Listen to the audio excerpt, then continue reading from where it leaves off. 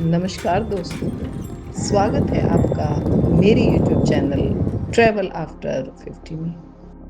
आपने इस यात्रा का पहला भाग नहीं देखा तो उसे जरूर देखिए। उसमें मैंने आपको ईशा योग केंद्र के इतिहास और महत्व के बारे में बताया था। आज मैं आपको अपने साथ इस पूरे सफर का अनुभव कराने वाली हूँ। तो चलिए शुरू करते हैं। कोयम्बटूर शहर से जैसे ही मैं ईशा योग केंद्र की ओर निकली, मुझे एहसास हो गया कि यह सिर्फ एक मंजिल नहीं बल्कि एक अनुभव की शुरुआत है। वैल्यांगिरी पर्वत की गोद में जाती हुई शांत सड़कें, दोनों ओर फैली हरियाली, ताजी हवा और प्रकृति का अद्भुत सौंदर्य। लगभग 40 से 50 मिनट का यह सफर मन को धीरे धीरे शहर की भागदौड़ से दूर ले जाता है। ऐसा लगता है मानो हर किलोमीटर के साथ तनाव पीछे छूटता जा रहा है और मन शांति की ओर आगे बढ़ रहा है। कुछ ही देर बाद में ईशा योग केंद्र पहुंची। सबसे पहले मैंने पार्किंग में अपनी गाड़ी खड़ी की, वहां से कुछ कदम पैदल चली और तभी पहली बार मेरी नजर दूर खड़ी आदि योगी की विशाल प्रतिमा पर पड़ी। सच कहूं, उस पल मेरे कदम अपने आप रुक गए। मैं कुछ देर वहीं बैठ गई, बिना कुछ बोले। 112 फीट ऊंची आदि योगी की प्रतिमा, सामने फैला खुला आकाश और चारों ओर गहरा सन्नाटा। कुछ अनुभव ऐसे होते हैं जिन्हें शब्दों में नहीं बताया जा सकता, केवल महसूस किया जा सकता है।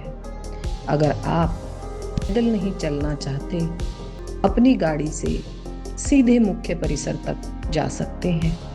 इसके अलावा बस, ऑटो और पारंपरिक बैलगाड़ी की सुविधा भी उपलब्ध है, जिससे ध्यान लिंग परिसर तक आसानी से पहुंचा जा सकता है।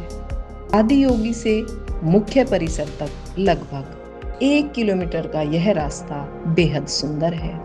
हरियाली से घिरा यह मार्ग आपको धीरे धीरे बाहरी दुनिया से अलग करके भीतर की शांति की ओर ले जाता है। इस रास्ते में जल्दी करने का मन ही नहीं करता।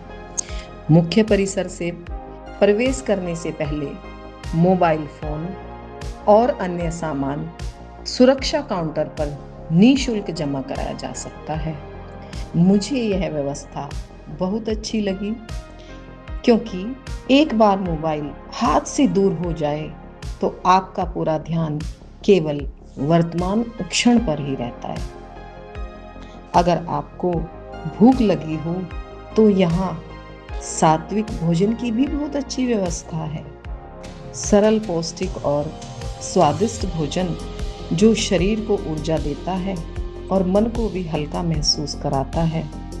इसके बाद मैंने अपने जूते निःशुल्क काउंटर पर जमा किए और नंगे पैर परिसर में प्रवेश किया। ध्यान लिंग पहुंची। वहां बैठते ही ऐसा लगा जैसे समय कुछ देर के लिए ठहर गया हो। कोई मंत्र नहीं, कोई पूजा नहीं, बस एक गहरी स्थिर शांति। मैं कुछ देर वहीं आंखें बंद करके बैठी रही। इसके बाद मैंने योगेश्वर लिंग के दर्शन किए, लिंगा भैरवी देवी के मंदिर में प्रार्थना की और वहां गूंजते मंत्रों की मधुर ध्वनि को महसूस किया। पूरा वातावरण आध्यात्मिक ऊर्जा से भरा हुआ था। अगर आप चाहें तो सूर्य कुंड और चंद्र कुंड में स्नान का अनुभव भी ले सकते हैं। धीरे धीरे शाम होने लगी। डूबते सूरज की सुनहरी किरणें आदि योगी की प्रतिमा पर पड़ रही थी और पूरा वातावरण किसी चलचित्र जैसा सुंदर लग रहा था। फिर शुरू हुआ आदि योगी दिव्य दर्शनम। प्रकाश, संगीत, मंत्र और आध्यात्मिक ऊर्जा का ऐसा अद्भुत संगम जिसे केवल देखा नहीं, महसूस किया जाता है। मेरे लिए इस पूरी यात्रा का सबसे भावुक और सबसे यादगार पल था जब मैं ईशा योग केंद्र से वापस लौट रही थी।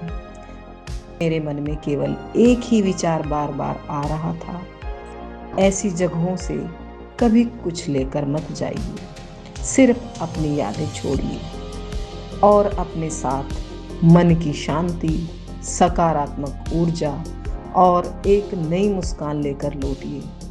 अगर आप भी कभी कोयम्बटूर आएं तो इस जगह को अपनी यात्रा का हिस्सा जरूर बनाइए। यह केवल घूमने की जगह नहीं है, यह खुद से मिलने की एक खूबसूरत शुरुआत है।